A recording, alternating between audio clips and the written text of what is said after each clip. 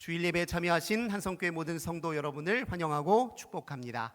나 자신보다 나에게 더 가까이 계신 우리 하나님께서 여러분 모두에게 하늘의 크신 은혜와 평화 가득 부어주시길 주님의 이름으로 간절히 기원합니다.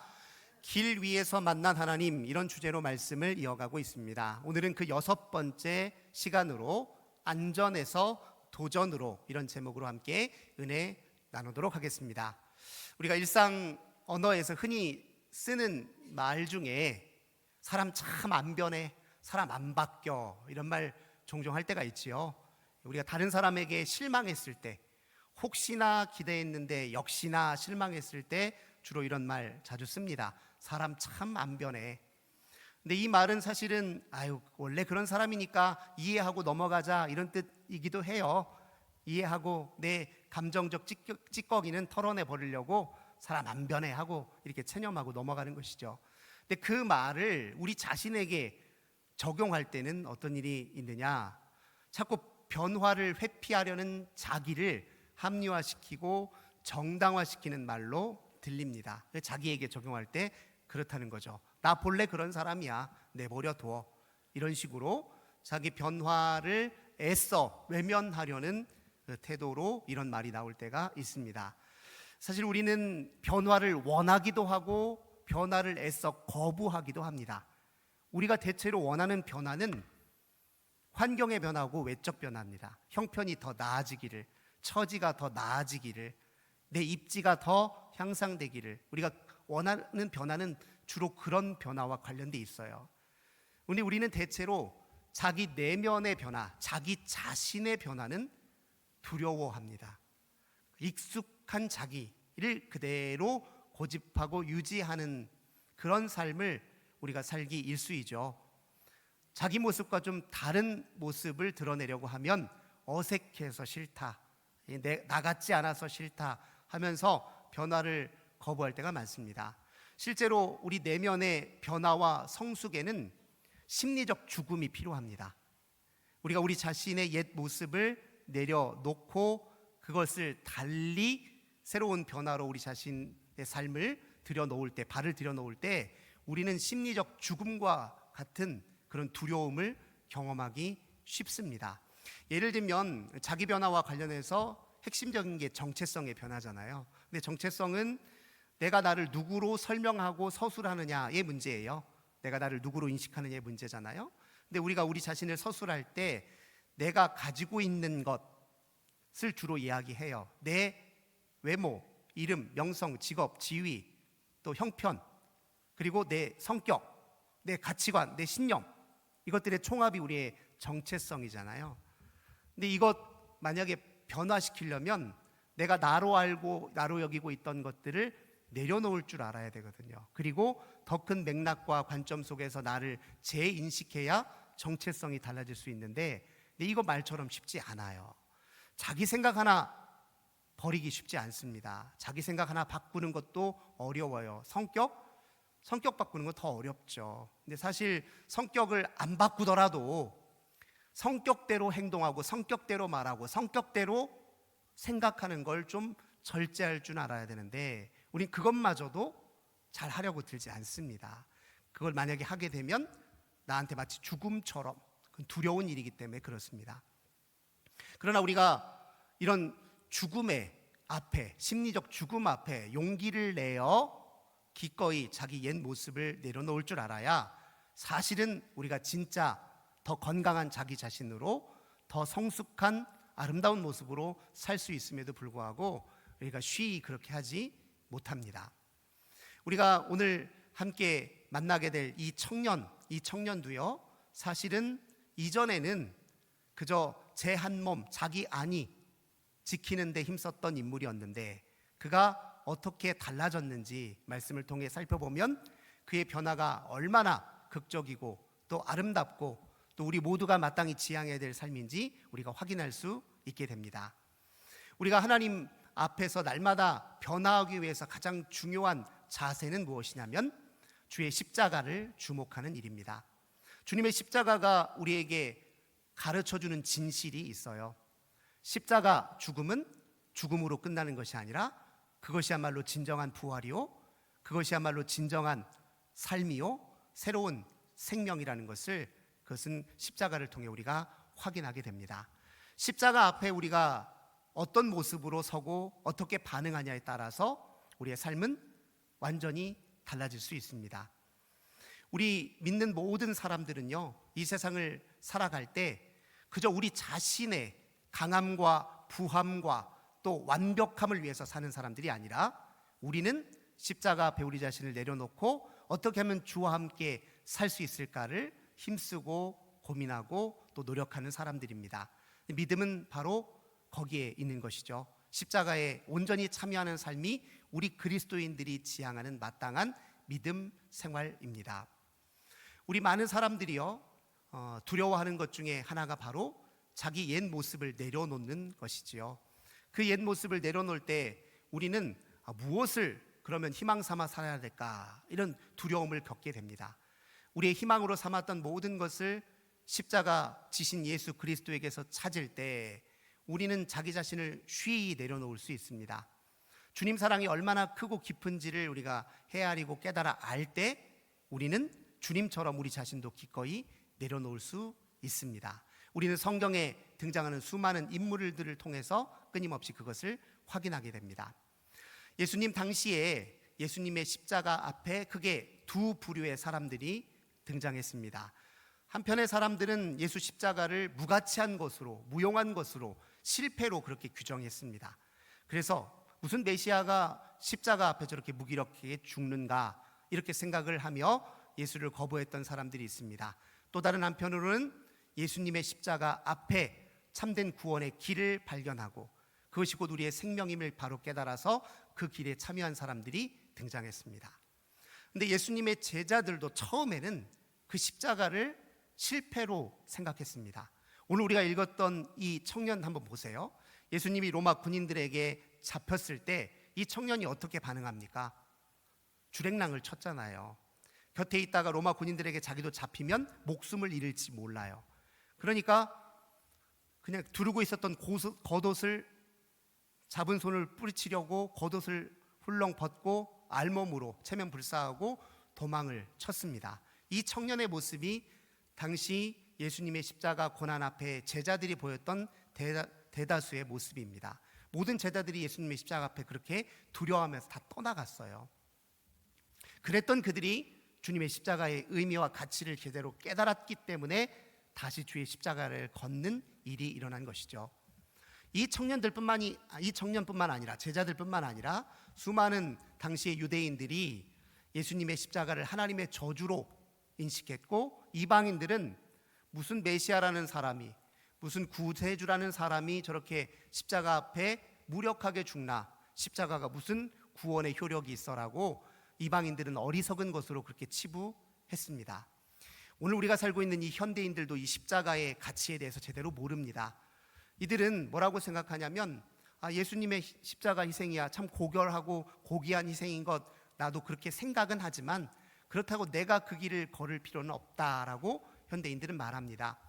현대인들이 생각하는 길은 무엇이냐면, 내가 죽는 길이 아니라, 죽어서 다시 사는 길이 아니라 지금 내 모습보다 더 강하고, 지금 내 모습보다 더 완벽하고, 지금 내 모습보다 더 탁월한 그런 자아의 강화와 확장을 위해서만 그 길을 걷는 것이 현대인들의 모습 아닙니까? 근데 문제는 현대인들이 자기 자신을 강화시키기 위해서 택하고 부여잡는 것들이 진짜 자기가 아니라 가짜 자기라는 데 문제의 핵심이 있습니다. 우리 모두는 사실 하나님을 만나기 전까지 가짜 자아로 산다고 해도 과언이 아닙니다. 바울은 로마서 3장 9절에서 하나님을 알지 못하는 모든 사람들은 다 죄 아래에 있다라고 이렇게 선언한 적이 있습니다. 우리는 하나님을 만나기 전까지 모두 죄 아래에 있는데, 죄 아래에 놓여져 있는 우리의 자아의 현실은 어떠하냐? 죄 아래에 놓여 있는 자아는 분열되어 있다는 것이 그 특징입니다. 무슨 말이냐? 알렉스 룽고라고 하는 사람은 의미 있는 삶을 위하여라는 책에서 우리가 진짜 자아가 아니라 가짜 자기로 살아갈 때 그 가짜 자아는 크게 둘로 분열되어 있다라고 말한 적이 있습니다. 쉬운 말로 가면과 그림자로 분열되어 있어요. 우리의 자아는 죄 아래에 있을 때. 이 가면은 무엇이냐? 우리가 다른 사람 앞에 나 이런 사람이야 라고 끊임없이 입증해 보이려고 하는 그 나, 그게 바로 가면입니다. 이런 나는 다른 사람의 눈에 비친 그냥 그럴듯해 보이는 사회적 이미지죠. 네. 우리는 그 가면을 갖고 다른 한편으로는 정반대에 뭐가 있냐면 감추고 싶고 드러내고 싶지 않은 그림자가 또 한편에 있습니다. 우리 자신의 밑바닥 속에 자리 잡고 있는 자기 자신에 대한 파괴적이고 부정적인 자아상, 또 삶에 대한 비관, 또 자기 인생의 미래에 관한 그런 빈곤한 전망, 이것들이 밑바닥 속에 있는데 이건 우리에게 결핍과 괴로움을 안겨다 주는 요소들이에요. 이런 요소들이 우리의 그림자로 있다는 거예요. 가면과 그림자, 이 분열 속에서 살아가는 모습이 바로 죄 아래에 있는 우리의 자아의 모습입니다. 이 둘의 관계는 어떠하냐면 대체로 우리는 그림자를 가리기 위해서 가면을 쓰고 사는 경우가 많습니다. 예를 들면 마음속 깊은 곳에서 나 못난 사람이야, 나 사실 되게 초라하고 형편없는 사람인데 이거 들키고 싶지 않아 하는 마음이 들면 우리는 잘난 사람이라는 것을 다른 사람에게 보이기 위해서 가면을 찾기 시작해요. 그 가면 중에는 뭐 예를 들면 학위도 있을 수 있겠죠. 사회적 지위가 있을 수도 있습니다. 그런 가면을 둘러쓰고 자기 그림자를 감추고 사는 경우가 있다는 것입니다. 그런데 그렇게 가면을 일단 쓰고 나면 그거 벗겨지면 안 되잖아요. 내가 잘난 사람이라는 가면을 쓰고 있으면 그거 계속 유지해야 되니까 우리는 완벽하게 행동해야 되는 강박 속에 살아가기 쉽다는 겁니다. 흠보이지 않게 하기 위해서. 완벽해지려고 하는 그 강박은 사실 내가 그림자를 감추려고 가면을 쓰고 있다라는 말과도 같다 이야기할 수 있습니다. 그런데 완벽해지려고 하면요, 오히려 모순적으로 아이러니하게도 어떤 일이 벌어지냐면 진짜 중요한 일은 항상 뒤로 미루게 돼요. 왜냐하면 나중에 하면 내가 더 잘할 수 있을 거야 생각하니까 자꾸 미뤄요. 완벽주의 성향이 있는 사람은 중요한 일을 뒤로 미루는 습관으로 나타나기도 합니다. 지독한 열등감을 가지고 있는, 그림자로 가지고 있는 사람은 끊임없이 자기 지식을 자랑하기 위해서 이런저런 잡다한 지식을 막 섭렵하려고 하고 그 지식을 사람들 앞에 자랑하기를 즐거워합니다. 그것도 일종의 자기 가면이겠죠. 그러니까 가면과 그림자의 분열 속에서 괴로움을 늘 겪고 있는 것이 죄 아래에 살고 있는 우리의 자아의 모습이죠. 이게 가짜 자아입니다. 근데 이 가짜 자아로부터 우리가 어떻게 자유로워질 수 있습니까? 바울은 고린도후서 5장 17절에서 누구든지 그리스도 예수 안에 있으면 새로운 피조물이다 이렇게 얘기했습니다. 우리가 진짜 자기를 알려면 그리스도 안에 있어야 된다 이렇게 얘기하는데요. 그리스도 안에 있다는 것이 무엇을 의미할까요? 예수 믿는 게 그리스도 안에 있는 거죠 이렇게 답할 수도 있지만 바울은 그리스도 안에 있다는 말의 핵심을 로마서 6장 6절에서 이렇게 얘기합니다.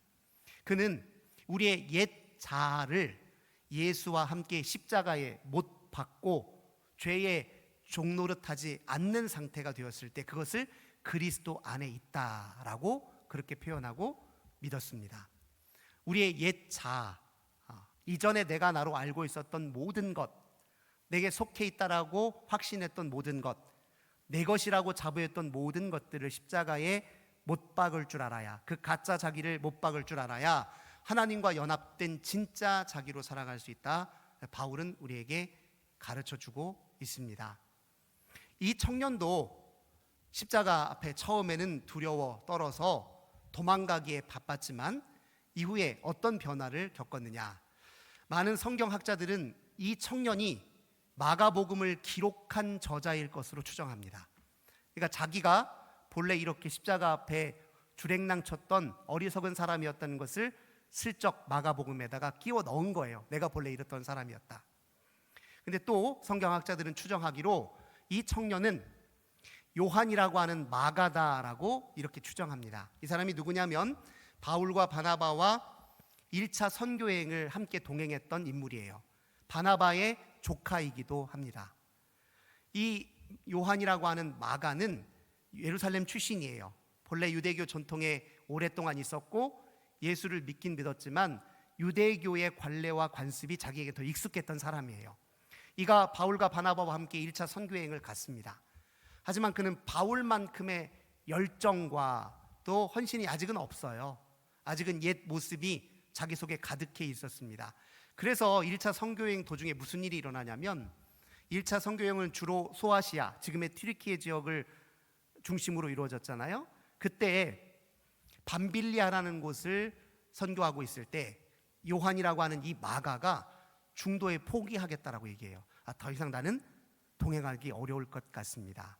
그 이유에 대해서는 명확하지 않지만 아무래도 선교도 처음인데도 되고, 그리고 자기는 이방인은 본래 하나님의 백성이라고 생각도 안 했는데 이렇게 이방인을 대상으로 선교하는 것도 어색하고 아직 잘 받아들여지지도 않아요. 길도 험하고 처음 오는 곳이고, 그런데 바울은 열정이 얼마나 뛰어난지 소아시아 전체를 다 다니면서 복음을 전할 생각인지 이 열정이 쉽질 않아요. 못 따라갈 것 같아서 저는 이제 돌아가야겠습니다 하고 중도에 포기하고 돌아옵니다. 이것 때문에 2차 선교여행을 다시 떠날 때 바울은 마가와 동행하기를 거부해요. 바나바는 그래도 마가를 또 다시 데리고 갑시다 얘기하는데 바울은 그걸 말려고 싫어합니다. 그래서 바울과 바나바 사이에 다툼이 일어나요. 둘의 선교가 여기서 갈라지기 시작합니다. 그래서 바나바는 구브로로 마가를 데리고 떠나고 바울은 누가와 함께 소아시아와 유럽을 향해서 또 선교여행을 떠납니다.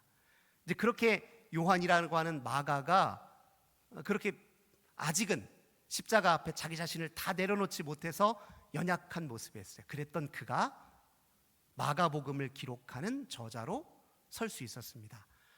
바울과 베드로가 순교한 이후에 64년 이후에 그는 그동안 예수님에게서 보았던, 들었던 예수님의 가르침이라고 들었던 모든 가르침을 철저하게 다 수집했습니다. 복음서를 기록하기 위해서 총력을 기울였어요. 그 모든 삶이 가능했던 것은 그가 십자가에 대한 인식을 달리했기 때문에 그렇습니다. 십자가가 진짜 내가 살 길이다 라고 생각하고 십자가야말로 진짜 내 구원의 길이다 이렇게 확신했기 때문에 이전에 연약한 자기 모습을 다 내려놓고 십자가를 기꺼이 따르는 사람으로 변화되었기 때문에 그가 마가복음의 저자로 설 수 있었습니다. 그가 마가복음을 기록했는데 마가복음의 핵심 이야기를 잠시 소개를 드리자면 마가복음은 크게 둘로 분리되어 있어요. 전반부는 예수님의 기적 이야기입니다. 후반부는 예수님의 순환 이야기예요. 예수님의 기적 이야기에서는 예수님이 하나님의 권능으로 병든 자를 치유하시는 이야기가 중심에 있습니다. 이 기적 이야기 속에서 예수님은 슈퍼 히어로 같은 모습이세요. 바로 예수님이 진짜 메시아다라는 것을 강조하기 위해서 예수님은 슈퍼 히어로처럼 모든 게 다 가능한 분으로 묘사됩니다. 그런데 반전이 있어요. 후반부 예수님의 순환 이야기 속에서 예수님은 슈퍼 히어로가 아니라 순하디 순한 어린 양으로 바뀌십니다.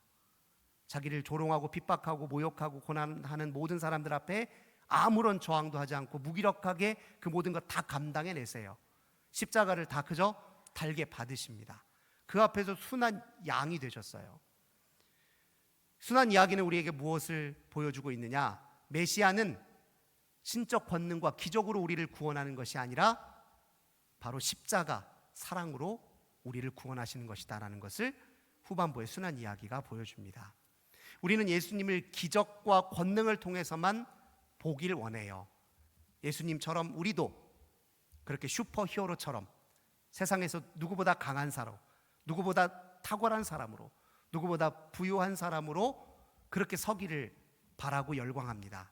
그런데 예수님은 그게 우리를 살게 하는 것이 아니라 십자가가 우리를 살게 한다는 것을 보여주셨습니다. 슈퍼 히어로가 우리의 구원의 길이 될 수 없다. 우리가 슈퍼 히어로가 된다고 구원받는 것도 아니다 라고 이렇게 우리에게 가르쳐 주십니다.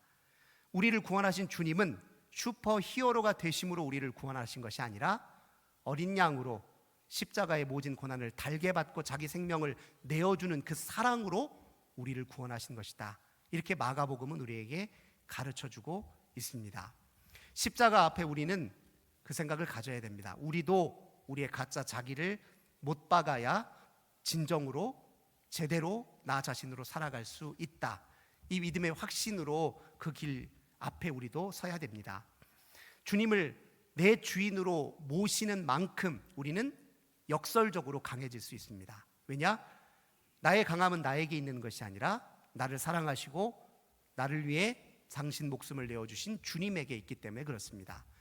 내가 강해지는 데 힘쓰기보다는 강하신 주님과 하나가 되는 데 힘쓰는 것이 진짜 우리가 제대로 사는 길입니다. 나의 진정한 부요함은 주님에게 있지요. 내가 부유해지는 데 힘쓰기보다 부요하신 주님이 나를 사랑하시니 나도 주를 사랑하는 데 힘쓰면 진정한 부요함을 우리가 누릴 수 있게 됩니다. 우리가 걸어가야 되는 길이 그래서 십자가의 길이어야 하는 이유가 바로 여기에 있습니다. 이 청년이요, 예수님이 붙잡으실 때 벗은 몸으로 도망쳤잖아요. 그런데 또 역설적으로 그가 벗은 몸이었기 때문에 예수님의 십자가의 진가를 알아보기도 했습니다. 우리 자신을 가리기 위해서 가면을 쓰고 우리의 그림자를 감춘다고 온갖 화려한 겉옷을 다 둘러쓰면 주의 십자가 더 안 보입니다. 제대로 안 보여요. 하지만 다 그것, 가면도 벗고 겉옷도 다 벗어낼 수 있으면, 알몸이면 주의 십자가가 더 잘 보이고 그 진가가 드러납니다. 예수님이 우리를 사랑하실 때 화려한 옷을 둘러 입은 우리를 사랑하신 게 아니잖아요. 우리의 알몸 그대로를 사랑하신 것이잖아요. 알몸으로 주 앞에 서는 것이 십자가의 길을 걷는 단초입니다. 시작입니다. 알몸으로 주의 십자가를 걸으면 우리는 주님을 통해서 무엇이든 될 수 있습니다. 이게 역설이에요. 우리는 알몸으로 주 앞에 서서 주님의 은혜에 힘입기 시작하면 무엇이든 해낼 수 있어요. 주님을 통해서. 우리가 그렇게 원하는 자아가 되려고 애쓰지 않고 도리어 주님께 우리 자신을 내어드리는 데 애쓰면 우리는 주님이 원하시는 무엇이든 될 수 있고 무엇이든 할 수 있습니다. 이게 십자가의 신비고 구원의 신비입니다. 이 신비 앞에 주님이 우리를 지금도 부르고 계세요. 어떤 사람들은 내 성격이 본래 이래, 내가 본래 이렇게 생겨먹었어 하면서 사는 것으로 만족하지만요, 그렇게 살아서 행복하고 그렇게 살아서 늘 평안하면 그렇게 살아도 괜찮을지 모르겠습니다. 하지만 내가 택한 그 삶의 전략과 내 모습이 나를 진짜 행복하게 합니까? 나를 평안하게 만듭니까? 나를 자유롭게 만듭니까? 아니잖아요. 아니면 우리 주님과 함께 진짜 내 모습을 되찾고 진짜 나로 살아야 하는 것 아닙니까? 그래서 우리의 가짜 자기를 십자가에 못 박는 이 도전을 우리가 감행해야 하는 것입니다. 어떤 사람들은 자기 성격을 고수해야 자기답게 산다라고 생각하지만 예수 안에 진짜 자기를 만난 사람은 자기 성격과 상관없이도 살 줄 알게 됩니다. 자기 성격을 억제하고 자기 성격과 상관없이 주의 일을 위해서라면 나 자신을 다 비워서 나 아닌 사람처럼도 살 수 있게 됩니다. 이게 또 십자가의 은혜의 신비입니다. 이런 사람들에게 진짜 강함과 아름다운 품격과 품성이 나오는 것 아닙니까?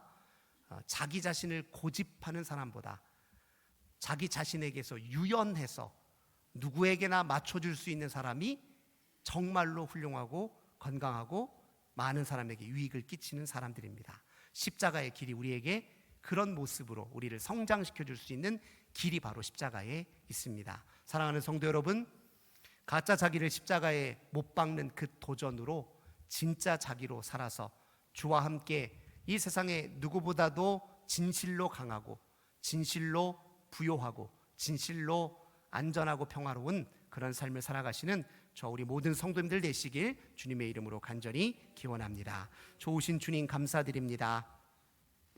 십자가 앞에 우리는 나는 죽기 싫어요 하고 도망갈 때가 많았습니다. 그러나 죽어야 진짜 나로 산다 주님 가르쳐 주셨사오니, 당신의 십자가 죽음으로 우리 모두를 살려주셨사오니 우리도 그 십자가의 길을 기꺼이 걷게 하소서. 세상의 길과 다르지만 십자가의 길이 우리를 진정으로 온전하게 하고 강하게 한다, 풍요하게 한다 믿고 확신하며 우리의 가짜 자아를 십자가에 못 박는 도전을 감행하는 우리들 되게 하옵소서. 주 예수님의 이름으로 간절히 기도드립니다. 아멘. 찬송 우리 540장